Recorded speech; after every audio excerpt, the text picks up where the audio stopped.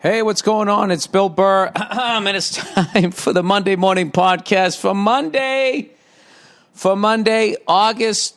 October. Wow, this thing's a shit show already.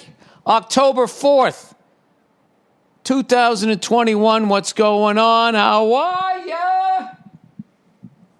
How's it going? My voice is a little, hey, I tell you, it's a little rough there, okay? I did a bunch of shows this week.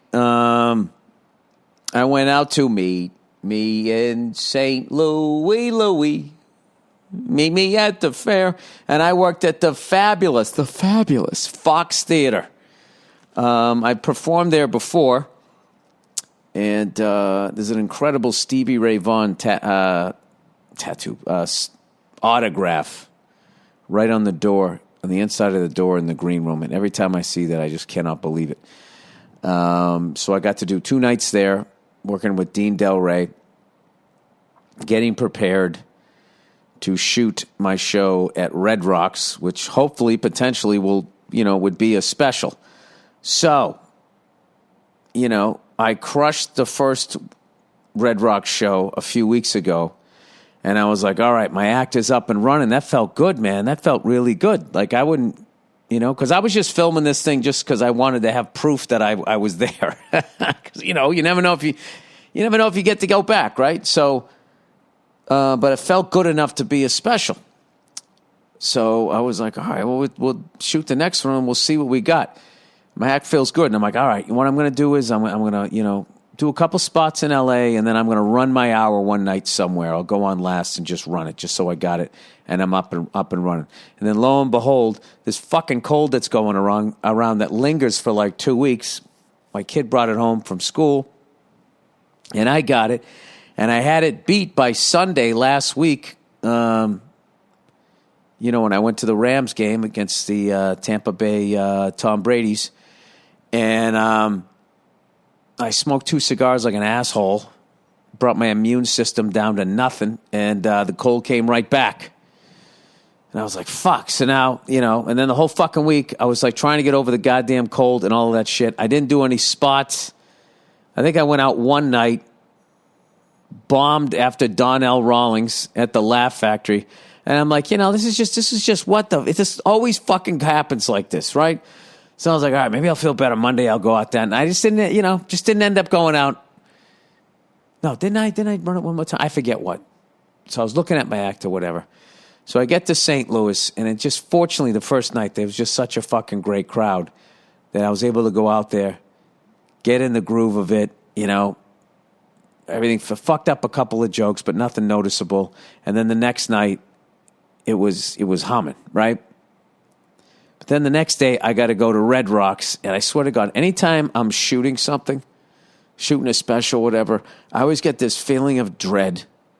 And I start thinking, why do I do this? Which was the name of my first special. I'm inherently a shy person. I should have just whittled wood and just sat in the corner and stayed away from me. I was like, no, Bill, this is the fucking 8-year-old you. You always do this. You revert back to that orange-headed kid with no friends or whatever the fuck it was, and you just got to push through this shit. So I was like, all right, this is normally where I go. I think about retiring. Like, I don't want to do this anymore. Why don't I just downsize my life and just fucking not deal with people? I catastrophize. So anyway, we fly out, we go to Denver, and land and everything. And I don't know, something I get to Red Rocks, second I get there, I do a sound check. I'm goofing around with Mike Binder, the director who also shot Paper Tiger, and I just got myself in a stupid mood, and then I was like, all right, I hope this goes well. But the first one went so well, like I was getting in my head, like I didn't want to disappoint, Mike or anybody else by not doing well. And last time I was with Bartnick, this time I was with Dean Del Rey. And Dean went up fucking murdered. And they had a little break there, and I was just sitting there the second I get on stage, I'm fine. It's just the waiting. I believe Tom Petty said that. The waiting is the hardest part. And for me, it definitely is. Then once I got out there, I don't know. It just all fucking came together. And I got off stage. I was like, that felt really good. And everyone was saying, I think that was better than the last one. I think that's the one, and blah, blah, blah, blah, blah. So I will see how this thing looks. And if it looks good, I'm kind of ahead of the game because I haven't even done my tour yet with this hour. So then my plan would be I'd, put it out next year while I do my tour and write the new hour. Bing, bang, boom. I hit the ground running. Could be fucking great. Could be great. So I want to thank everybody that came out in St. Louis and out in Red Rocks. And then afterwards, I did 2 nights in a casino just outside of Minneapolis, Minnesota. Swung by Matt's, got myself a Juicy Lucy as a reward for fucking crushing it at Red Rocks. And I went out and had 2 really, really fun shows in Minneapolis because all the stress was gone and it was really just extra silly and stupid. It was just a fucking great trip. And I'll tell you, the old me, Billy No Kids, Billy No Life, Billy Nothing to Come Home to, right? The old me would have hung around for that Vikings-Browns game to check out that new stadium that all the Viking fans gave me shit when I was fucking, fanning myself about SoFi Stadium.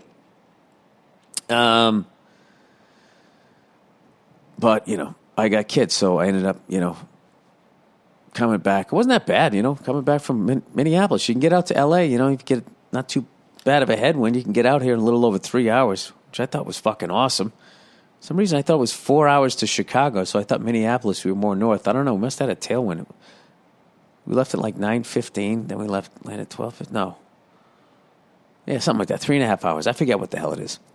So anyway, I think I have that in the rearview mirror. I think I have the special. I'm just hoping that it looks good. If it doesn't, then I can tape at another place. And I had a great practice. And then I also have this thing in my back pocket as something that I shot because we spent the money enough to make it look like a special. So I was very excited about that. So I can put that to bed. And now I'm old Billy check ride now. Now I'm just flying a helicopter every day, all day, getting ready for my check ride for this instrument rating coming up. I don't know if I'll take it this month or the beginning of next month. I don't know what, but I'm just fucking going. I'm going to get that behind me. Okay? I get the special behind me. I get the rating behind me. And then, F is for Family is about all wrapped up and that series is done. I have all of that stuff off of the table. And all I have is my stand-up and spending time with my wife and kids, which is be fucking amazing. And flying helicopters, the fuck am I going to bitch about? So, yeah, that is the deal. So, anyway, it's Sunday night, and as I'm taping this, in the background, I have the New England Patriots versus the Tom Brady Tampa Bay Buccaneers. It's 7-6, 14:40 to go in the third quarter, and I got a bad feeling here in the second half. I mean, I gambled this week. I just go up against Verzi on the Anything Better podcast for BetMGM. So we pick 4 games a week, and right now I'm 3-0. Who'd you pick, Bill? I picked the Bills laying 17, and they fucking dropping the ball. We might win this game. I don't think so. We needed that drop, I can tell you that, because I know Tom fucking laid into him in the halftime, getting these guys going. So anyway, plowing ahead here. I had the Bills laying 17. Josh Allen, his first throw of the game, throws a pick. I was just like, fuck, I'm going to lose this bet. But they just destroyed him, 40-0. Then I had the Arizona Cardinals versus the LA Rams. And I was getting, shit. There you go, Antonio Brown. Wrong Brown. It was a flag down. There is a flag down. Holding. Legal use of the fucking hands on those other fucking guys. Go fuck yourself. Repeat the down. Third down. 3 fingers. It's funny when I think the Patriots fans did it perfectly. They cheered Tom when he came out on the field and the highlight and all that shit. But when the game started, when he ran out with the Buccaneers, he got booed. And that's perfect. Now, I know there's going to be a bunch of fucking sports talk radios like, could you believe they booed him after everything he done? I mean, show some class. It's just like, no, dude. We gave you the tip of the cap, and now it's game time. We want to fucking win. Jesus Christ. Yeah, that was a hold and a half. Look, he was holding a fucking thing of Jiffy Pop. I couldn't even tell that was a helmet. I fucking hate our silver helmets. Have I ever said that before? This is my favorite uniform they've had since they went to the Flying Elvis, as far as from the neck down.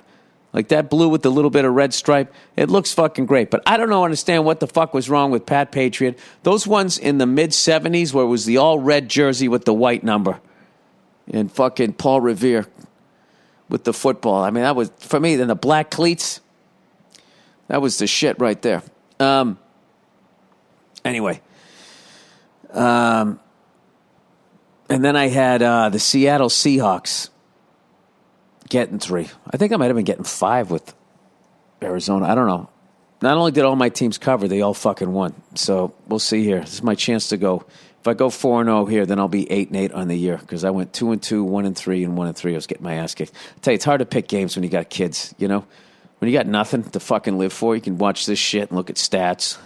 I'm not saying it helps, but you do a little better than fucking whatever the hell I just was 3-5. I was no. What was I? No, I had 8 losses. I was 4-8. That's what I was. Fucking pathetic. So, anyway, I am back here. I'm going to be studying my ass off. I got my flashcards right here. And I'm just going to be flying, and then coming home and doing the simulator. I got one of those little fucking computer games and just doing all the approaches, holds, and all of that shit. And just, I'm gonna get this thing, man. I gotta. It's been a long time coming, so I'm gonna get this thing. I'm gonna get it in the past. I'll be a better, safer pilot and all of that shit. And then I'll never fly in that stuff.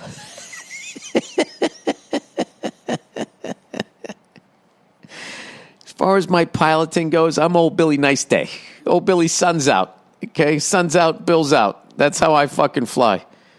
I look at the visibility. If it doesn't say 10, I don't go. Second, I am out 9, 8, whatever. I'll do a quick little one. I start seeing 7. I'm like, yeah, fucking, I don't need to. Where am I going? Where am I going? That's the advantage you have of not flying for a living.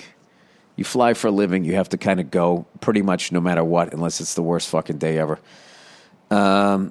So, anyway, when I woke up this morning, I saw this. That Urban Meyer was trending, and I guess he went back to the House State game, had a couple of pops, and so everyone was giving him shit about his behavior. But I just love, like, how come they don't give the woman shit too? It's like, what the fuck is she doing?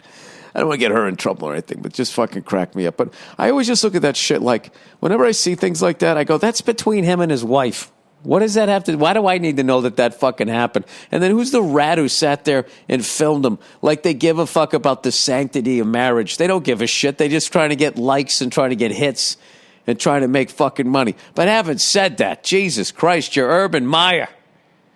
My God. I will say this. If Jacksonville was 2-2, he doesn't have that many drinks. 1-3, maybe. You go up there 0-4. Some shit can go down. Get a little hammered, the fucking achy, breaky heart comes on, And those chicks, they live in Ohio. What are they going to do? They don't have a dream. They got nothing going on. Right? I actually didn't even watch the video. I just saw it. It looked like he was going to pass out. He looked like that guy in the titty bar, that the stripper sort of wakes up and leads him back over to the ATM again. He was like that level drunk. These goddamn cell phones, I swear to God, man. It's just the fucking, the guy had a bad night. Now look at him. Now what's going to happen?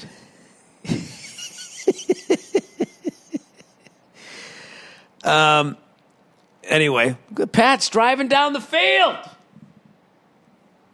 I don't think I've ever bet against the Patriots in my life. This was my way of handling this game emotionally. That if Tom came in and kicked our ass, at least I'd win money. And if we win, It's the Pats, and I'll feel good. So this whole game, I have not even though I got money on it, I can't bring myself to fucking root against us. There you go. All right, let's see. 2nd and 1. What's going on here? Oh, it looks like they're going to run. They got 2 guys in the backfield.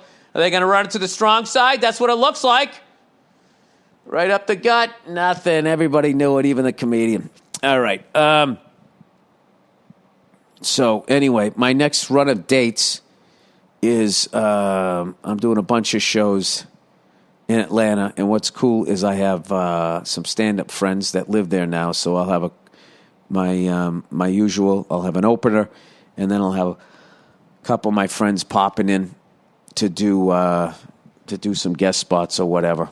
Honestly one of my favorite cities to go to, even though the traffic is absolutely. Oh, speaking of titty bars, speaking of the old titty bars, there. I'll be back in Atlanta. Why do I try to do a podcast when there's a game on in the background? Why do I do this? Oh, shit. No, that's an incomplete pass. Fuck you. What is with these defensive guys wearing, like, field goal kicker numbers? 5, 9, 6. Was it the fucking 1930s? Oh, Jesus, that's a fumble all day. But I don't understand. He made a football move, right? I don't know what he did. He looked like a guy trying to carry too much shit out of a room. You know, when you grab the laundry, you don't fold it. You just got to grab a bunch of socks and underwear and stuff. I'll bring it upstairs and do it. And then you fucking drop it every goddamn time. Anyway, so I wish I had some more stories from the road. I didn't do shit. I just literally stayed in the hotel the entire time, quarantining. Minnesota was a trip. That was probably the most hardcore, we're not getting vaccinated crowd that I went in front of. So I had a fucking blast with them. It never ends. I had a blast when I would go into fucking Trump cities. I had a great time when I would go into Hillary cities and just trash Hillary. Watching these people getting so fucking mad. I was so in the sticks. Not even that far in the sticks, but I was just in Minnesota, right? And I did a bit on that GMC Sierra, or the GMC pickup truck with the tailgate that you can fold 58 different fucking ways. That's about as obscure as it gets, right? It killed. You would think that I was doing a joke about the president. Absolutely killed. I was talking about people being too fat to fucking even just roll into their trucks anymore. You can't even just put your leg up on the bumper. You need the tailgate to turn into a staircase. And I was joking that they should just have, like, those old people chairs that fucking take you up the staircase? Those electric ones. They're going to have that next. People just keep fucking chowing. So, anyway. It was great to get back home, though. Seeing my kids. My son is a friggin' riot. Strong as hell. His big thing now is we got like this big, like a playpen type thing, but we keep all his toys in it. We dump everything out and spread it all across the room. And then he just starts laughing and he picks the stuff up and he runs over to the crib and he does like the old tomahawk dunk from way back, when you put it all the way behind your head, the double hand. It's funny because sometimes he does it, and if it's like a ball, it'll hit the top of his head, and it rolls down the back. It goes the wrong way, like a fumble or something like that. So I filmed him doing it, and afterwards, I put my hand out for him to give me a high five. No, the low five, the old school low five. And he brought his hand all the way back and fucking slammed his hand down. I was psyched. Both my kids slap five like that. They don't do that little,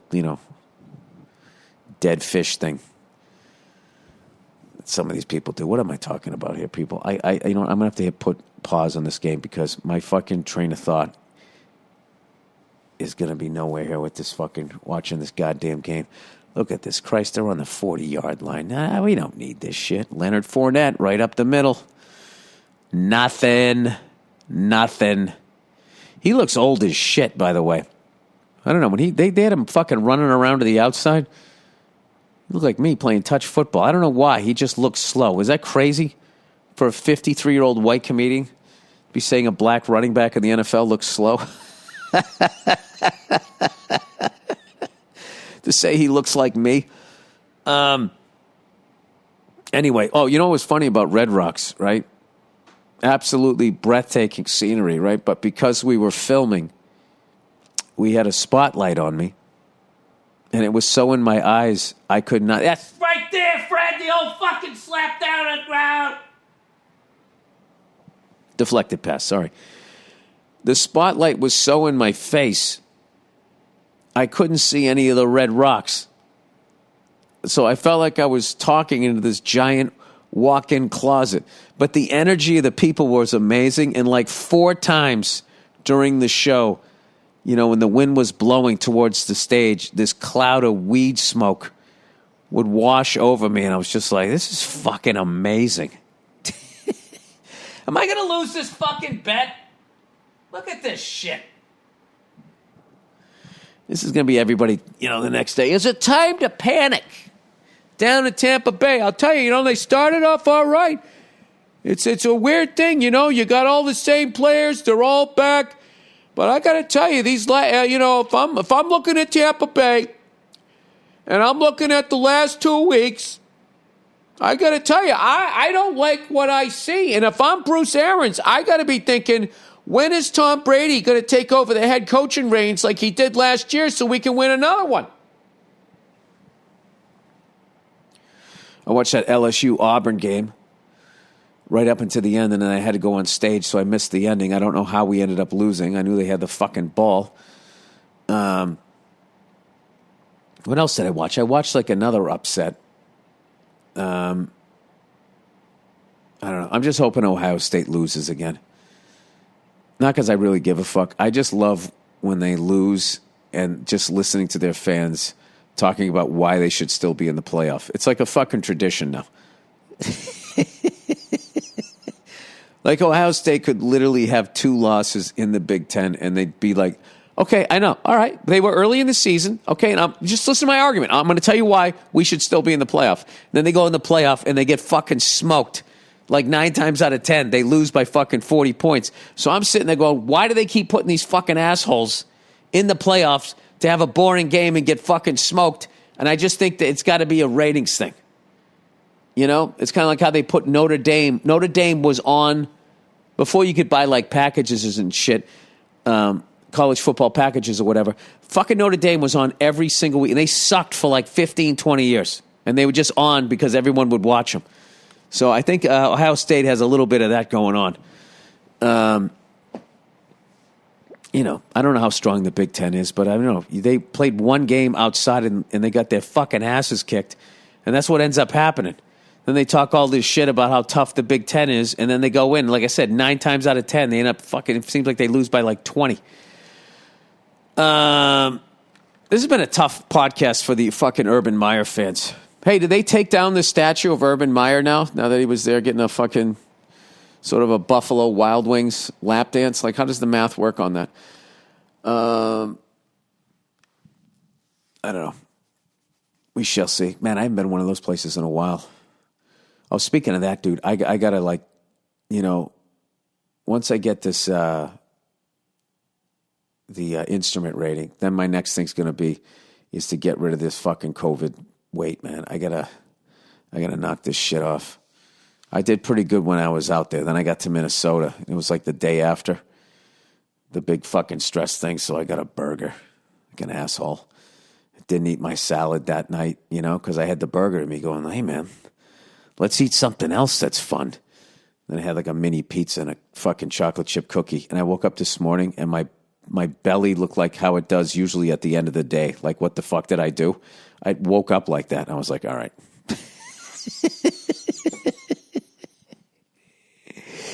We ain't going out that way. We're going out. So I got, I tried when I was in St. Louis. I really tried. I went to, there was a fucking smoothie place right near the hotel. And I walked over there and they had this peanut butter protein fucking smoothie. And I go, is this thing healthy? And she goes, yeah, it's delicious. So I said, all right. So she makes it for me. And I had gone to the gym. I did legs and eggs. And, oh, look at that. Synchronized celebrating of the sack there. I don't know what that was. They should have been doing that in a pool. They look like synchronized swimmers here. They just sacked Mac Jones. It was weird. I don't know. Did they both do it? Oh, maybe the other guy was just supporting him. Actually kind of interesting. They framed it nice. It looked like a music video for half a second. The only thing I worry about Mac Jones is he always seems to have his legs like awkwardly underneath him as some 300 fucking pound guy is bringing him down to the ground. That's like the second or third time this game alone. Oh, Jesus Christ. The field goal kicker again, number 9. And like all young people, he is impressed with himself.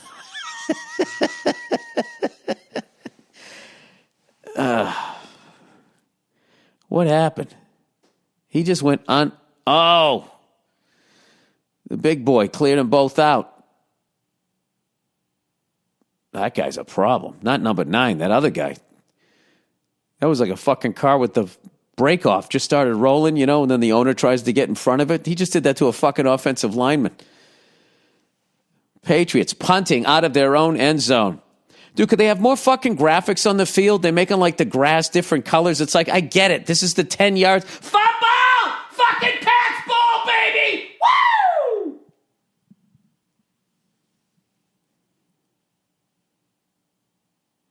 Come on, you old bastard. Say it's ours. Oh, Jesus. 52, that's wishful thinking. Come on. No. How the fuck did they get it? There was like 3 of us down there. Neither one's letting go.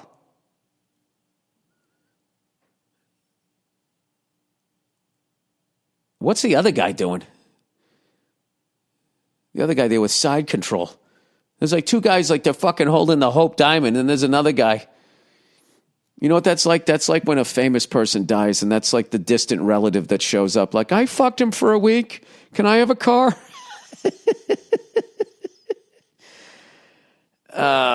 This right here is why you tape a game. This is going to take for fucking ever. They're going to have to go under the hood. They got to talk. This guy's got his hat off. Yeah. What? Get the fuck out of here. Unsportsmanlike conduct, your ass. I don't like this Carl Malden looking motherfucker. What is the problem?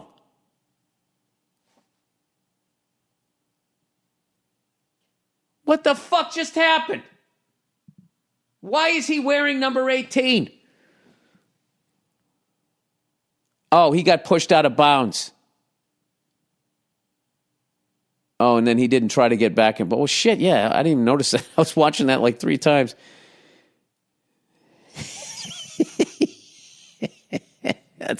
That's the right call. I'm sorry, Carl Malden. The fucking guy was running down the whole goddamn... Yeah, I know, but then you should have got back in bounds, Slater. Do they have to let him get back in? Bill looks like he's standing on the front of a yacht right now. A sailboat. Oh, Jesus, that would have been fucking huge. We needed that. Oh, God. All right.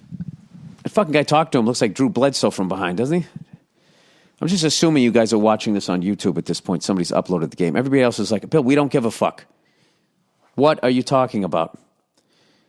All right, how long into this podcast am I? Because I think it's time to put my daughter to bed. I swear to God, I'm going to be more fucking focused. All right, I got to hit stop right now. I got to put my daughter to bed, and then I'm coming back. All right? Coming back. All right, I'm back. Well, I don't know what the fuck happened, but I take it Brady went right down the field and scored a touchdown. 3 minutes left in the third quarter, so I guess it's, nice fucking 10, 12 play drive. Is that what it was? 8 up the whole fucking third quarter. All right, we have a nice little dump off there. All right, let's get back to the goddamn podcast here. I swear to God, if I lose this bet, the Patriots better win. There you go. First down, Patriots. Kind of an asshole bets against his own fucking team. I don't know. Someone like me? Does that fit your thing? All right, let's do some reads here. All right, Helix, everybody. Helix? Helix Sleep has a quiz that takes just 2 minutes to complete and matches your body type and sleep preference to the perfect mattress for you. Why would you buy a mattress made for someone else? With Helix, you're getting a mattress that you know will be perfect for the way you sleep. Everybody's unique. And Helix knows that. Man, they're really catering to the me generation of social media. Everybody's unique and special and, has a right to a medical opinion and to question doctors and and get that second opinion from someone who isn't a doctor. So they have several different mattress models to choose from. They have soft, medium, and firm mattresses. Mattresses great for cooling you down if you sleep hot. Jesus Christ, a hot sleeper. What the fuck is that? Are those people that I always make fun of that wear the winter jacket and have shorts on? They get into bed, any sort of fucking layer on them. They don't have any antifreeze in them. So if you're looking for a mattress that's running hot, you take the quiz. You order the mattress that you're matched to, and the mattress comes right to your door, shipped for free. You don't ever need to go to a mattress store again. Helix is awesome. But don't take my word for it. Helix was awarded the #1 best overall mattress pick of 2020 in 2020. God knows we all laid around that year. And by GQ and Wired magazine. Helix has been recommended by multiple leading chiropractors and doctors of sleep medicine as a go-to solution for improving sleep. Just go to helixsleep.com/Burr, take their 2-minute quiz, and they'll match you to a customized mattress that will give you the best sleep of your life. Patriots driving! They have a 10-year warranty, and you get to try it out for 100 nights risk-free. Dump it off. It's set up. The 10, the 5, the fucking 1 yard line. They have a 10-year warranty, and you get to try it out for 100 nights risk-free. They even pick it up for you if you don't love it, but you will. Helix even has financing options. You can put it on layaway. Oh, someday I'm going to get a good night's sleep. And flexible payment plans so a great night's sleep is never far away. Helix is offering up to $200 off all mattress orders and 2 free pillows for our listeners at helixsleep.com/Burr. That's helixsleep.com/Burr for up to $200 off all mattress orders and 2 free pillows. HELIX sleep.com. All right, and with that, well, that's great. This is perfect. Masshole malts. All right, I got a Patriots game on in the background. I can't even get through my advertising without screaming and yelling here. This is perfect. Masshole malts. Dear Breakfast Bill and Mr. Themelis, big fan of you both. Bill for the laughs, Andrew for the music taste. Everybody always fucking gives Andrew a shout out for his great music taste. Long-time listener. First time writing in. I currently live in L.A. as an actor. Eye roll. What do you mean? It's a great thing to try. It takes a lot of balls to do that. Bill, in your last podcast, you were talking about malts. I figured you get a real kick out of this. I grew up a soda jerk. A soda jerk. Does that mean you worked the soda fountain at some place? I'm from a town called Yarmouth Port on Cape Cod, dude. Cape Cod, Massachusetts. Fucking clam diggers. My grandfather, great, back in 1889 was the postmaster general, town selectman, and the pharmacist. All right, let me do that in Boston accent. He was the postmaster general, town selectman, and the pharmacist. He built an ice cream soda fountain, and my extremely ornery father still runs it today, 5 generations later. It just turned 132 this summer. Dude, I'm going to this place. What's the name of it? Anyway, if the chocolate malts are still sitting heavy, I'm including a recipe for ice cream sodas below. What a good shit, which are a lighter but just as good and you can add your malt. In case you're wondering why I didn't include the name of this extremely well-described landmark, it's because I know you like figuring shit out. If you ever find yourself on the Cape with the family, head to Provincetown. I've never been there. That's way out on the Cape. Right at the end. And you almost go back to Boston. It curls all the way back around again. And go to Macmillan Wharf and learn about the pirate Sam Bellamy. And now, is this actually a real pirate, or is this like some gay bar that has a theme? Because you are in Provincetown. And the shipwreck of Wellfleet and the recovered gold. The witch, his lover in the story, is my distant relative. Dude, this started off like something I was into. Now this sounds like some conspiracy theory babble. Did your other personality just kick in? Her family name is the same as the ice cream soda fountain. Okay, he's giving me mysteries here. Patriots on the goal line. They're playing smash mouth Big Ten football. No, he fucking dumps it off to the tight end coming off the line. Woo! Woo! 2 touchdowns, baby. Mac Jones, the upstart. The upstart. Ladies and gentlemen, my eyes are too fucked up. Is that 13-13? Yes, it is. We got a game. We got a game. All right. If the thought of searching for something sounds like a whole fucking thing right now, which it often does, fuck it. The store is called block your ears if you want to go on the fucking little magical mystery tour there. Helix. Anyway, it's all weird New England shit, but whatever. Go down some internet rabbit hole for the sake of Halloween. I'm going to do it, man. That's a great story. There's witches and pirates and fucking soda fountains. I mean, it's not the love. Wait, do witches date pirates? Is that how it goes? In, what do they call that? What do those nerds call that in Middle Earth world? Whatever the fuck it is. Appreciated seeing you and Kirk Fox and Reservation Dogs. Thank you. Hope to work with you one day. Go Bruins. Go fuck yourself. All right. Dude, this is supposed to be lighter. A pint of ice cream. Hershey's chocolate syrup. Salsa / club soda. Get yourself some good ice cream. None of that shit made with the water. Well, which one's made with water? Haagen-Dazs is preferable for store-bought. Go with chocolate. Don't be an asshole. All right. I wish every recipe was written like this. Get yourself a pint glass because you won't have the right fucking glass for this anyway. Dude, I have ice cream soda glasses. Somebody gave them to me for my birthday, all right? So you watch your fucking mouth. You think I'm not serious? Get a big spoon. Nothing crazy, just bigger than the average cereal spoon. First, put about 2 ounces of chocolate syrup in the pint glass, then about 2 to 3 ounces of the ice cream. Now mash. Work the syrup and the ice cream into a paste. I feel like I'm at the Stone Cone Creamery. Add a little more ice cream if needed. You can also add malt at this point, but don't go overboard. A little goes a long way with malt. Listen, guys, speaking like a pro. Now, at a paste consistency, start adding a little club soda. Back in the day, soda fountains had a way to pull toward yourself for streaming soda and push back for a very thin, forced shot. Oh, so if you pulled, you got more. If you push back, you got... Oh, yeah, it's kind of like the pulse button on the mixer. Keep mixing.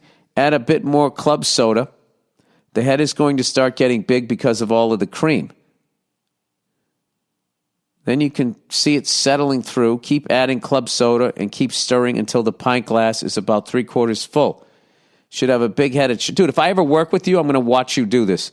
Should have a big head of chocolate foam. Now take a big scoop of chocolate ice cream and place it on the side of the glass, smashing it on the rim to set the scoop in place of the rim. Insert the straw in a long spoon and enjoy. You can make them with any flavor as long as you have the syrup and the corresponding ice cream. Don't mix. Cheers. In other words, don't use strawberry syrup with chocolate. I got it. What a good shit. He's the good shit. Soda fountain man letting me know how to be a fat fuck. All right, the Milkman way of life is still around. All right, I have mentioned in the past how when I was a kid, before inflation, nothing.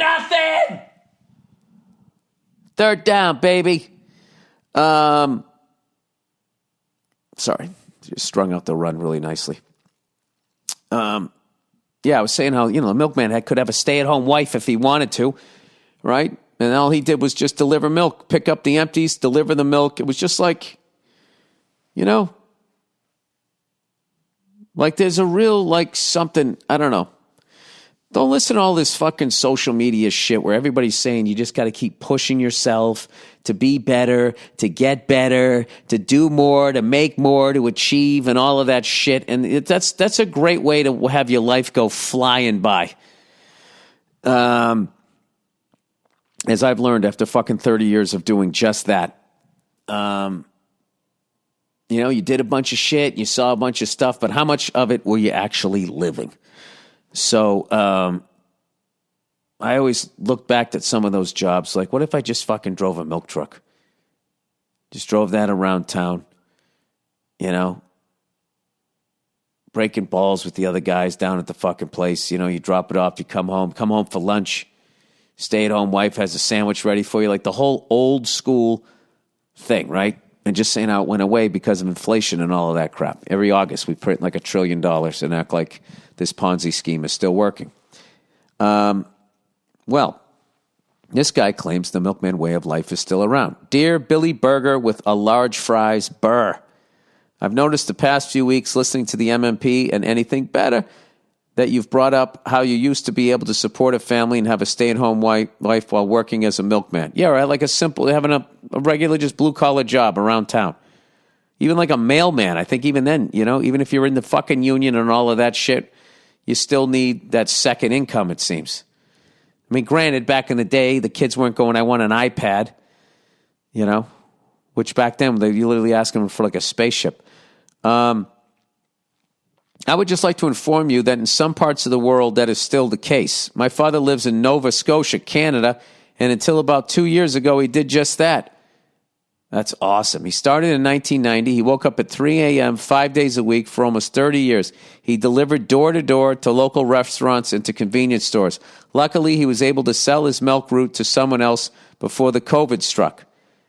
It wasn't a glamorous life we lived, but my brother and I never went without. Yeah, playing sports, always food on the table, lots of presents at Christmas, a typical middle-class white trash upbringing. Yeah, that's my wheelhouse right there. Did Tom Brady just run for a first down at 53 years of age? Did he just do that? 44 years of age? Look at this. Takes off right up the middle. Nobody saw that coming. Why don't people like wrap their arms around somebody when they go to tackle? He can't even believe it. Holy shit, I made it. Typical middle-class white trash upbringing. That's my wheelhouse right there. You live in a duplex, right? Your neighbors smell your food and they hear the arguments. My mother stayed home with us until we were in high school and old enough to take care of ourselves. He didn't get paid a salary or an hourly wage either. He made his money from buying milk from a local dairy and reselling it. I learned a lot about work ethic when he would take me with him in the summers. Dude, that's like the Bronx Tale, riding around on the bus. That's awesome. Just wanted to let you know that the milkman lifestyle isn't a thing of the past yet. He now spends his days managing the liquor store to keep himself busy. He's also a bald, pasty cunt like you. Big fan, and thanks for all the laughs, and go fuck yourself. Dude, I think that, I got to be honest with you, I think that is an amazing life to do that. And to work like that, there's that great sense of satisfaction, and you're really providing a service, and I'm sure there was times people needed milk and they didn't have the money. He said, don't worry, get me next week, because you guys were all on like a first name basis. I mean, that's the shit. Yeah, Tampa Bay is just not playing well. Look at Brady, like, Jesus Christ. These guys are all more athletic than me. If they would just try as hard as I do, we wouldn't keep getting these stupid penalties. Or was it a timeout? I don't know what. Look at this superhero trying to sell me a fucking SUV. Piercing blue eyes. He just winked at me. I think I want to buy this. I thought that was Captain America. Then he had wings. Captain America doesn't have wings. Does he have wings? I thought the Hawk guy had wings, and then Captain America drove around in a Jeep. I thought he was an army guy. I don't even know. They just had Thor. Now Thor's fucking hanging out of one like fucking Ace Ventura. All right, Australia beatings. I love Australia. I haven't been there in a long time. This guy says, long time listener, I saw you here years ago, and it was incredible. Yeah, I really miss going down there. I just don't know how to do it with my kids. I really don't. So I have to figure that out. I'll have to wait till they get a little bit bigger or whatever. I've had such a great time every time I went down there. Fucking people down there are hilarious. Really, really funny people. Just a fun... And the most beautiful coasts and oceans I've ever seen in my life. And it's so funny is those were the most tempting oceans to go into, and they are littered with sharks down there. Which, by the way, I saw this amazing YouTube video. No, I'm sorry, Instagram thing. Of this woman, like, taking fish hooks out of sharks' mouths, and they were coming up to her like dogs. You know? I hope we don't fuck up the world beyond repair before we figure out how awesome a lot of animals that we think are fucking, or fish or whatever, that we think are awful. And, you know, it's really an abusive relationship that we have with animals, and we blame so many of them just because we're afraid of them. The reality is there's no reason why we should ever even come in contact with the shark. Australia beatings. Oh, Jesus, yeah, I saw some of this. I was wondering if you heard about what was going on here. It's very unsettling, the measures the authorities are taking. The physical brutality against people sitting outside in the middle of nowhere without a mask on is psychotic. Yeah, that sounds crazy. I'm sure you've seen the videos of people being beaten with batons for their own safety. That's not why they're beating them at this point. They're just sick of waiting for them to get on board. Beaten, mate. Beaten. Yes, just yesterday, a member of the government said the people who don't cooperate will starve. Yeah, it's going to, I hate to say it, but this is the route it's going to go. Listen, mate, whatever anyone believes is their own right. Yes, whatever you believe is your own right until you're hurting other people. And even if the government wants to err on the side of caution, fine, but what kind of society are they creating when this is the tone? Also, the beatings.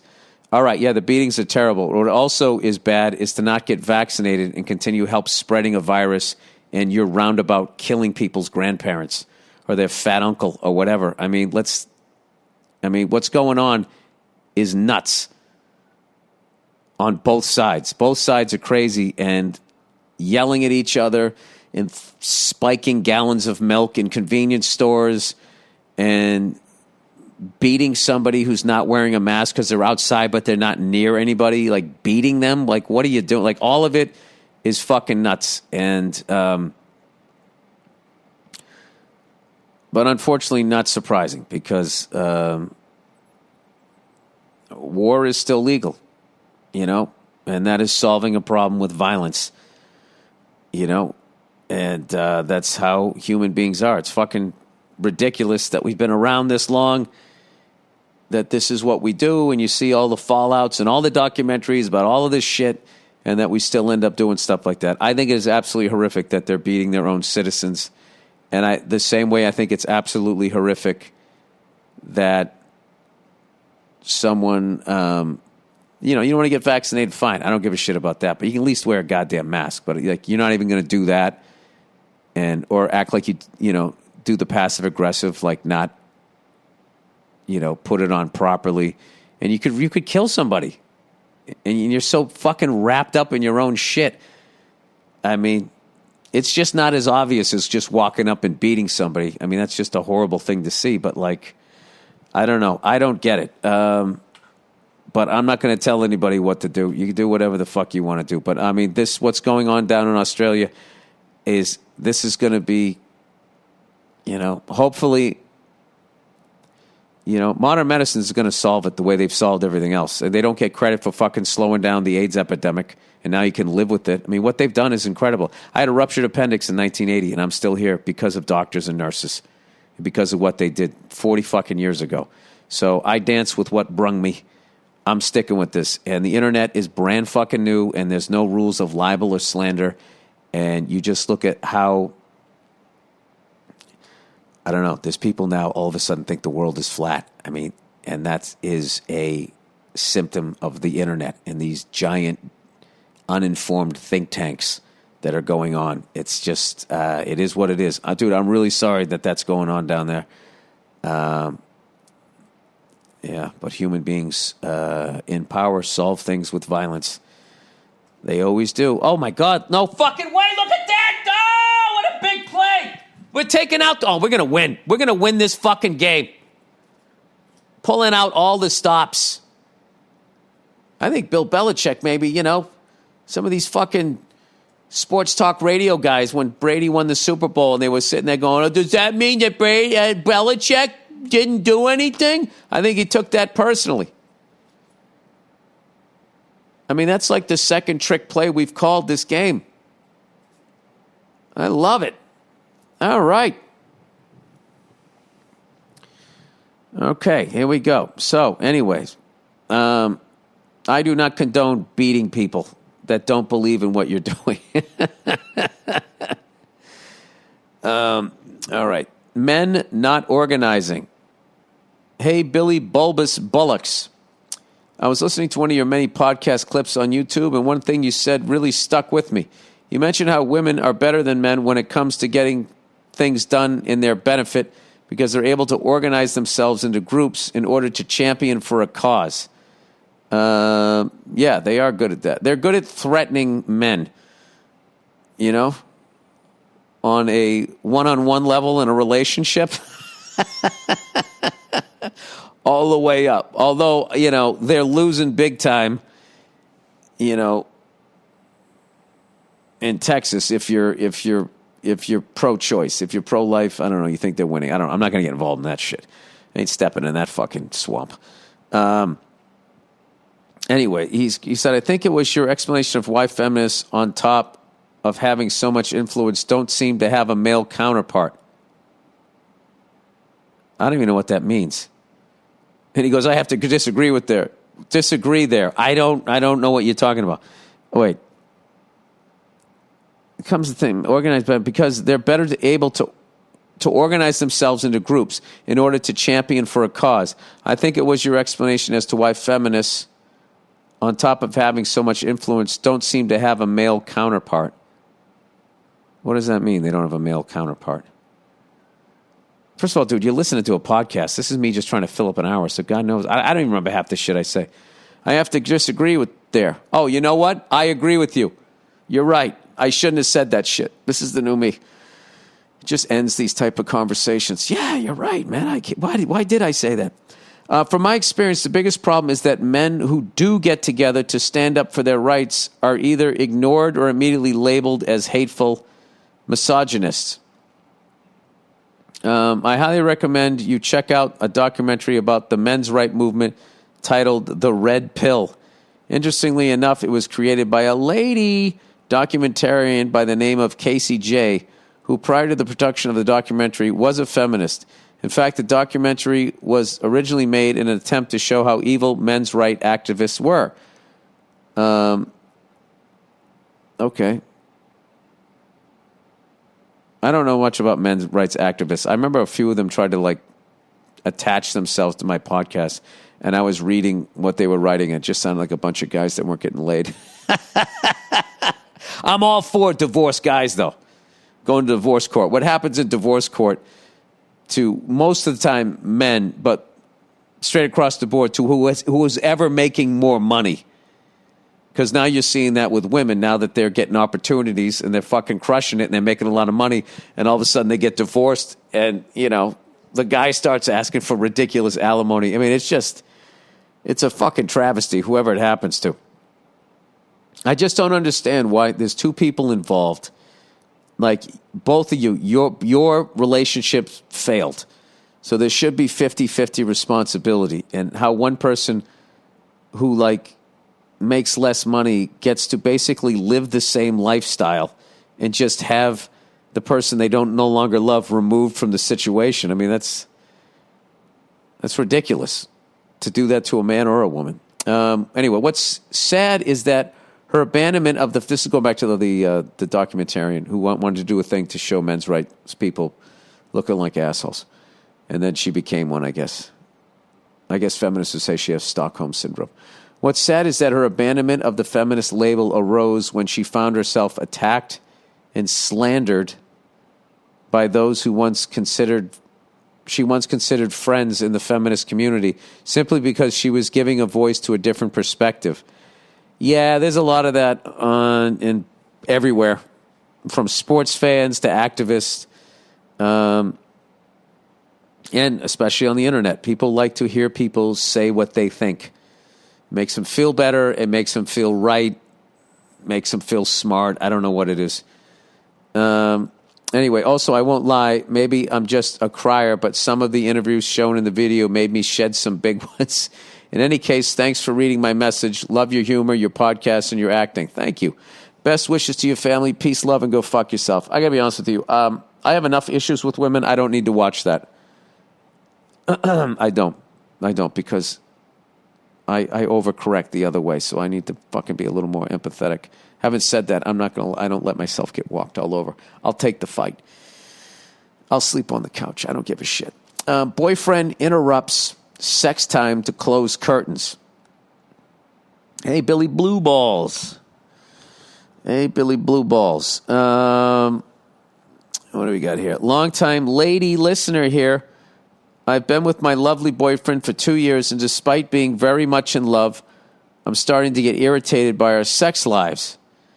Every time he initiates, and I put that in quotes because how he initiates is sending me a message while he's in the other room while jerking off. Oh, brother.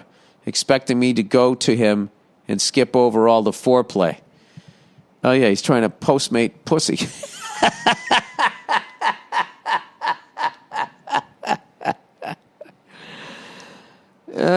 This guy's trying to skip all the coming attractions, get right to the car chase. And since I'm kind of easy and I like to have a good time, I think I trained him not to try. All right, well, look at you, taking a responsibility for a little bit of it. That's great. It shows that you're a fully formed adult on some level. So what I would do is, I think you need to sit down and have a talk with them. That's what I'm...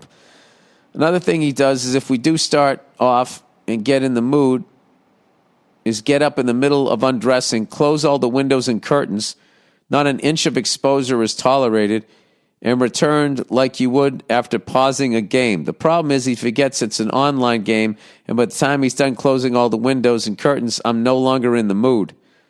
Well, how many fucking windows do you have? Also, with all these fucking perverts and cameras, they got drones. He's probably doing you a favor. I've addressed this before, but to no available. He's paranoid someone is watching / recording us while we're fucking. That's a good thing to do, though. Be a little paranoid. I'm sure there are creeps out there, but I feel he's blowing it out of proportion. No pun intended. It's becoming a boring routine where I'm sitting there half naked watching him slowly close the curtains all over the place. That's like when you go to a diner and they bring you your eggs and they like, the toast is coming. It's like, eggs over easy. I need toast with this for the yolk. And then you're just sitting there while the eggs are getting cold. Her eggs are getting cold, buddy. Anyway, how do I convince him that nobody gives a fuck about our sex lives? I used to walk around naked in my apartment, not giving a fuck, but he's very wary of even a few seconds of exposure. Thanks, and fuck you. P.S. Are you doing a Europe tour anytime soon? All right. Okay, so you're more of an exhibitionist. You walk around naked in your apartment without the fucking, curtains closed. I guarantee you some guy figured out a way to look at you and jerk off because that's how guys are. It just is. It is what it is. Okay? It's like snow in the winter. If you're fucking a woman and you're walking around in your apartment naked, eventually one day you're going to look and there's going to be a guy's head looking in the window. It's going to happen. All right? We do not live in a perfect world. Act accordingly. So I don't know what I would. Yeah, this is easy. You just need to talk to him. Just say, listen, how about you go downtown a little bit instead of fucking, going right to cruising altitude.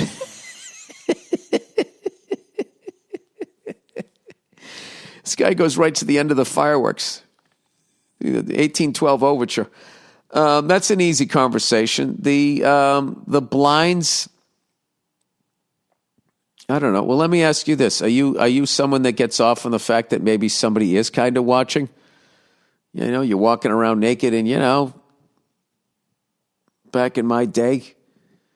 Old single Bill, I met a number of women. They liked being a little bit of a exhibitionist. I have no idea. And if he's going the other way, maybe that's turning you off. Beyond it getting you out of the mood, is it also turning you off a little bit?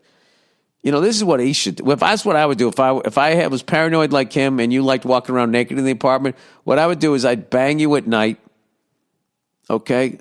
I'd stick your head out the window and I'd pull the curtain down right above, where the tramp stamp is, and I'd be banging you from behind. You could have your head out the window and we're both happy. See, a relationship is all about compromise, everybody. That's it. You get a little fresh air. You feel like you went for a walk.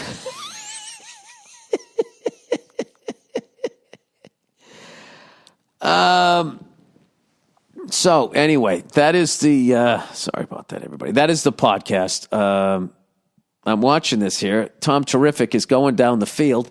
There's 3 minutes left in the game. Is he going to cover my bet? First down, Tom Brady. This is why gambling sucks, is because I need him to score a fucking touchdown. No, wait. No, wait. I'm going to lose this bet. I forgot what my spread was. It was -6. And they're fucking down by what, 1? So they score a touchdown, that's 7. Oh, you fuck, I'm going to push. How about a round of applause for fucking Vegas? I mean, does anybody do it better than Vegas? How do they do it? How did the Sam Rothsteins, they just pick the perfect number? Of course I wasn't going to go 4-0 on my bets. What the fuck was I thinking? All right. Look at Bruce. I mean, this is just his dream gig. He's 69 years old. He's on his way out. He's got a player coach, the greatest quarterback of all time. Got himself a Super Bowl ring last year. I'm surprised he came back. Cool dude like that, with his Kango hats and shit. I would figure he'd just get himself a cigar and go off into the sunset. But the man loves the game. It's one of the hardest stares I've ever seen in my life. He's still thinking about running out of bounds. All right. This is the end of the podcast, but I'm going to stay on here for the final couple minutes here of this Patriots game. Tom Brady, all right. All of you guys are faster than me, but no one knows the game better than me. Just do what the fuck I say, and we're going to win another one, okay? On two. Ready, break. Bill Belichick. Squinting as always, emotionless. 2nd and 8, it says right on the grass, in case I couldn't read it at the bottom of my fucking screen. Tom Brady going for it. Oh, fuck.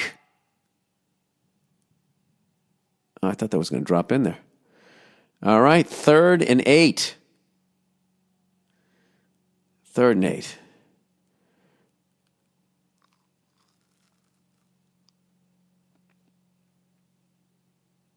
This is going to be the exact thing I didn't want. These fucking assholes are going to kick a field goal to win it. I bet against my own goddamn team. Jesus Christ. Another miscommunication there. He's like, I threw it to the back shoulder there. How many times we got to do it in practice? Oh, the water boy's coming out. Bobby Boucher. Bill Belichick. Where the fuck's my son?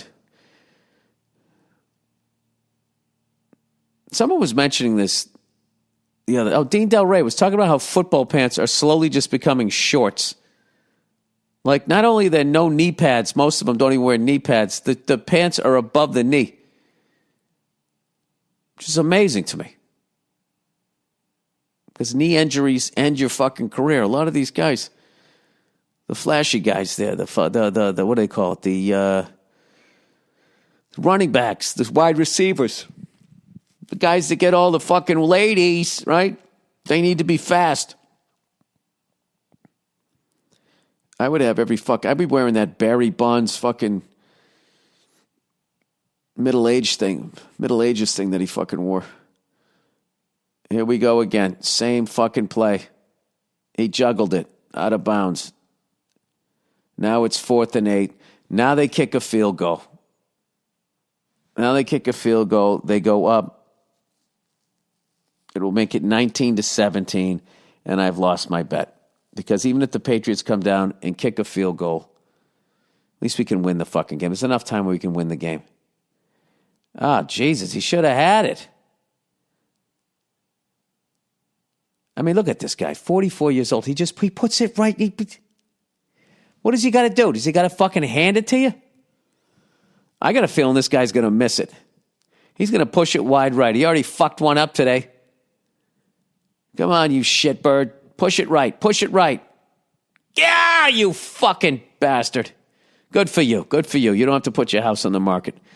All right, I'm not going to sit here for 2 minutes of timeouts and fucking commercials. Son of a bitch. We better win this fucking game if I'm going to lose my bet. All right, that's it. That's the podcast. Go fuck yourselves. Have a great couple days, and I'll check in on you on Thursday.